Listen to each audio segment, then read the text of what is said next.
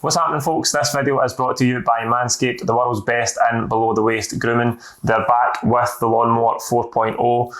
Remember the last time we did a Manscaped integration, it was a 3.0. They've made it even better again. The 4th generation trimmer features a cutting edge ceramic blade to reduce grooming accidents. It's got a 7,000 RPM motor. It's got a travel lock. It's even waterproof if you want to groom in the shower. If that's what you're into, the Lawnmower 4.0 has got you sorted. You can use it to trim your beard, your head, whatever it is that you trim. The Lawnmower 4.0 has got you sorted. You can get 20% off and free shipping with the code CFTV at manscaped.com. I'll post a link in the description. That's 20% off and free shipping with the code CFTV. Get involved. Enjoy the video. Cheers. What's happening, folks? Welcome back to Celtic Fans TV. It's time for the post-match pint here from Malone's Bar in Glasgow after Celtic 0, Livingston 0. Malone's Bar's on Turkey Hall Lane, so if you're in the area, jump in for a beer, watch the football. It's a great wee pub. I've got Kenny here with me. Kenny, the last time you were on was after the 1-1 game against Dundee United. It's another home draw today. That was really disappointing, wasn't it? Yeah, I mean, that was even more excruciating than that Dundee United draw. I think if you looked at this block of fixtures that we were entering, if you to handpick, we were nervous about it because we had a number of tough away games, tough European matches. If you to handpick one fixture that you thought we would get over the line comfortably, it'd be that one. And ironically, it's the only one we've floundered on. So it's so difficult to take.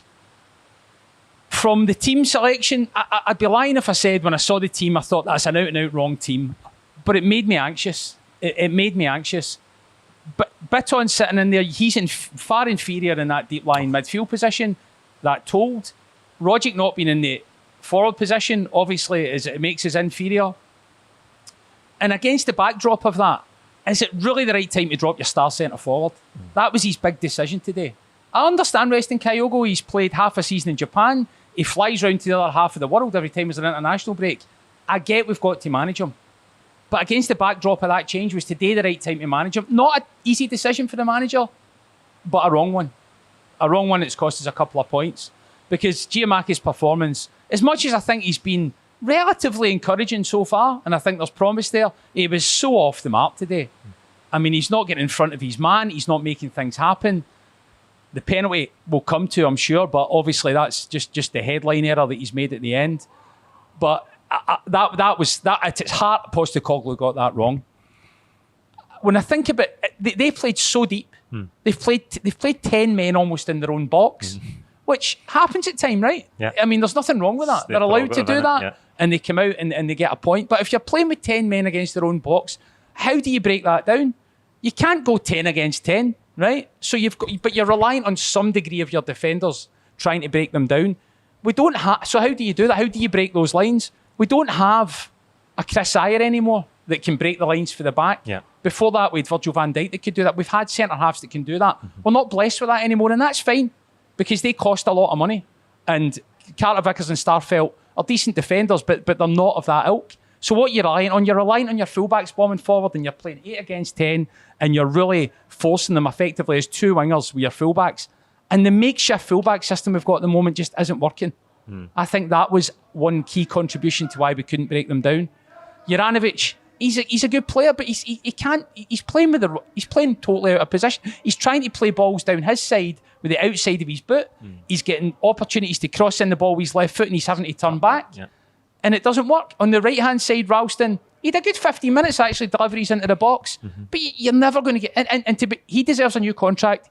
He has elevated himself to our reserve right back, but I don't believe, in my opinion, he's our first choice right back because we need a first choice right back with the skills that can cope, that can form a chemistry with someone as talented as Jota, that can go down that right hand side, link up with Jota and break those lines in a game like that. And he doesn't have that. Yeah.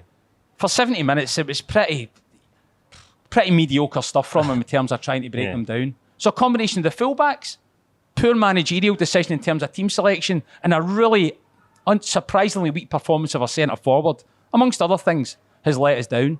But they've let us down at a crucial time where we could have put key pressure on Rangers in terms of a title challenge. And look, it's only one game, it's only 2 points. I don't want to overstate it. But in the context of the whole season, it feels a bit more damaging than 2 points. Yeah.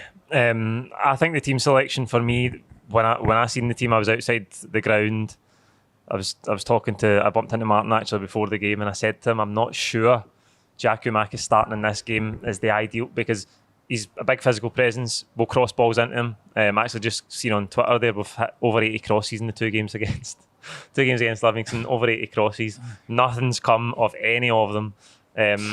But crosses into the box are like meat and drink for the Livingston defenders. That's what they do. They dealt with. I mean, I say they dealt with the crosses. Most of them were straight into the keeper's arms. And as you say, Giakoumakis wasn't really involved. He didn't play well. But I don't think we're in a position. We don't have the luxury of making 3 or 4 changes for a game. Okay, we've had a good run, 5 wins in the spin. We've been playing well, but we're not at the stage where we're so well oiled we can say, oh, we'll rest the main man in Kyogo and we'll make 3 or 4 other changes. We've got a European game during the week. I think we kind of underestimated what was in front of us today, because Livingston can make it stuffy, and that's what they did. All they had to do was come and sit 11 men behind the ball, 40 yards for their own goal. Never really ventured forward, didn't have a shot on target of note that I can remember. But that was all they had to do. Their defence just moves 5 yards from one side to the other, blocks the crosses, clears the crosses, and we don't have any other answers.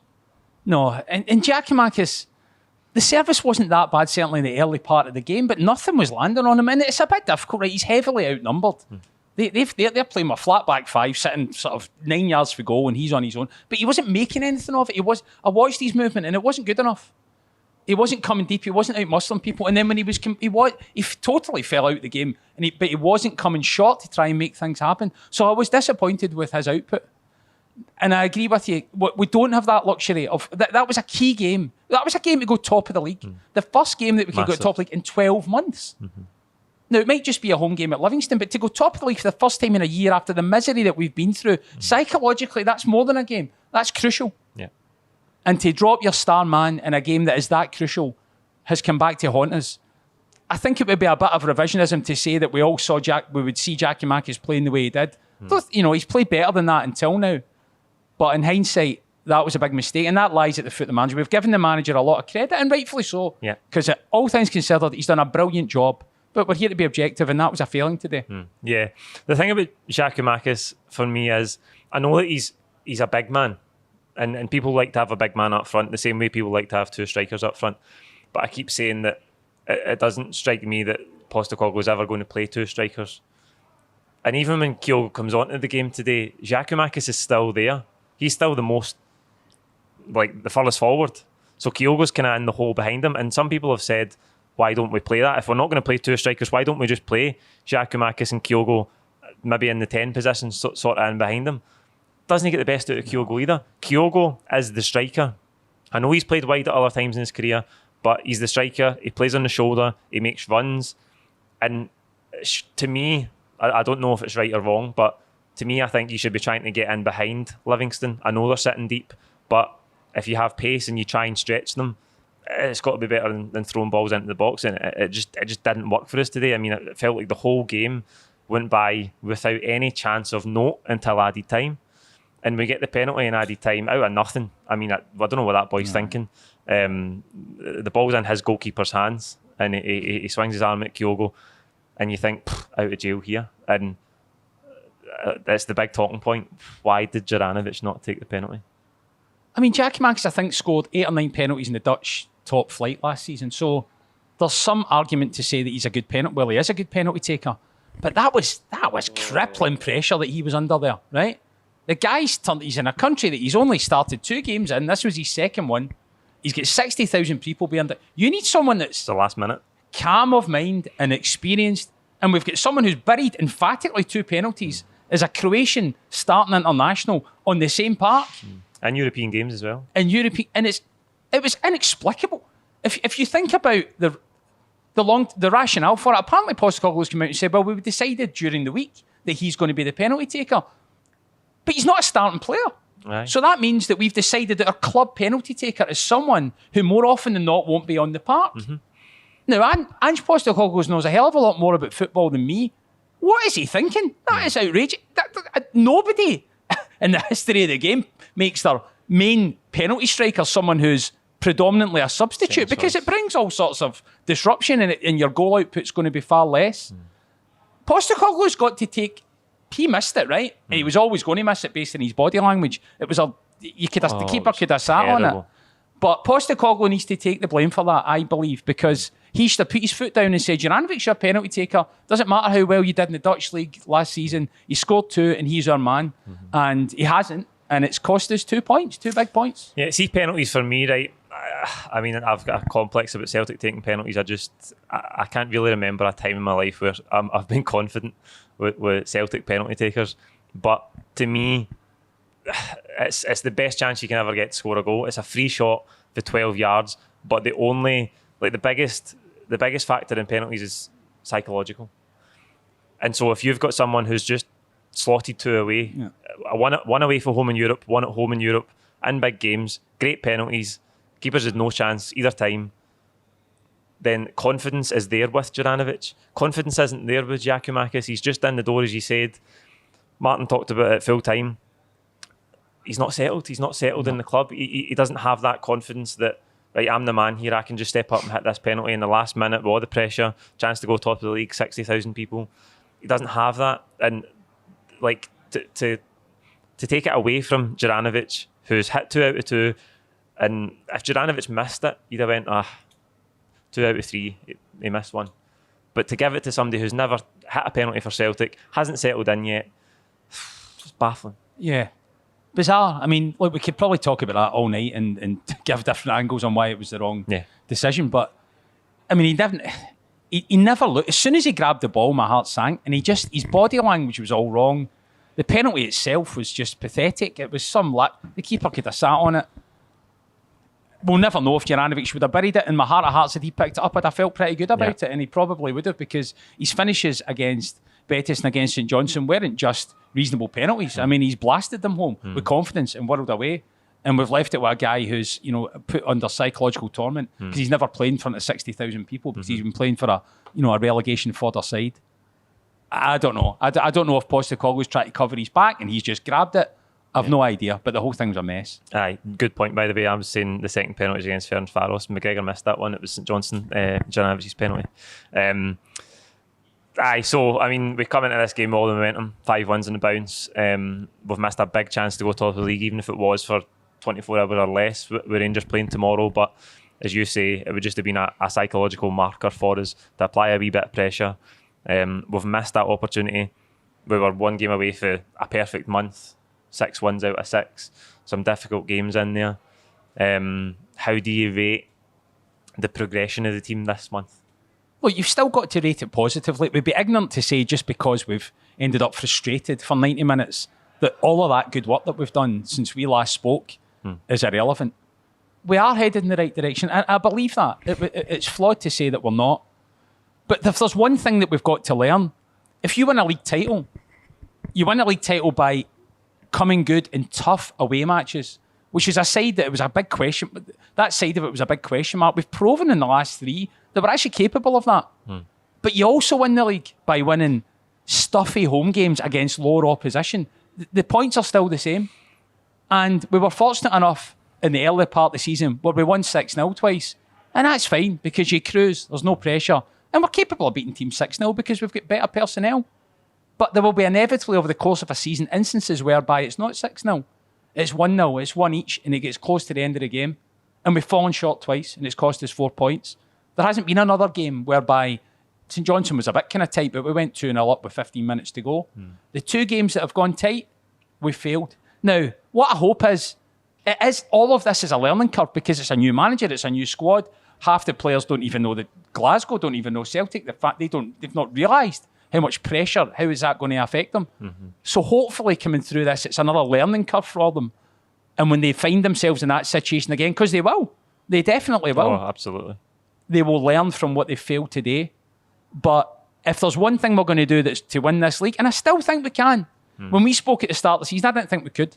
I probably wasn't alone. No. I do believe we now can. I think it's there. There's an opportunity there to do it. But we must improve our home form in stuffy games And it's not ability, it's about the mindset. And it's about good managerial decisions in those situations. We made wrong managerial decisions today. Yeah. So hopefully Postecoglou learns as well. But I think the progress is there, Paul. It would be wrong for me to say that we're headed in the wrong direction. We're not. We're headed in the right direction. And hopefully today's just part of the learning. But it's a sore one to take as part of the learning. Aye, it is. There's no getting away from that. And I agree. I think we are on the right path. I think we're making good progress. But we do have to take it a game at a time, and today was one of the days. And I'm just concerned that because the way we started the season, we had those 3 away defeats. We can't really afford too many days like today because, all right, Rangers had that wee gap and they've dropped points and we've closed it again, but they can make it back to 4 points tomorrow, and we just can't keep having those wee dips because before we know it, it might get insurmountable. Yeah, it can. And look, I mean, it would be obvious to sit in this channel and say, oh, we don't think Rangers are any good. I don't think Rangers are out. I don't think Rangers are out with the realms of us being able to catch them. No. I mean, I don't, right? And that might come across as bias, given we were 25 points behind them last season and we're going through a big rebuild. Yeah. But if you look at it, if you look at what's happened over the last 11 games, they are catchable, they are beatable. But they're not going to be beatable if we keep giving away cheap points, because I expect that they'll build enough momentum to their points per game will increase than it has so far. So it's about mindset. This season was always going to be a roller coaster. This is another dip. We've had plenty of ups, but hopefully the only positive we can take from it is now that they've got that sort of another difficult afternoon under their belt, when they're faced with it again, the manager and the players will be able to leverage the fact that they realise what's at stake when it comes to these tough games towards the end. Yeah, absolutely. We've got to learn for that today because, as I say, we can't afford too many of those. That's it for the post-match pint here from Malone's. Like this video, comment your own thoughts below. Don't forget to subscribe if you haven't already, and we'll see you during the week for the build-up to Ferencváros away. Cheers.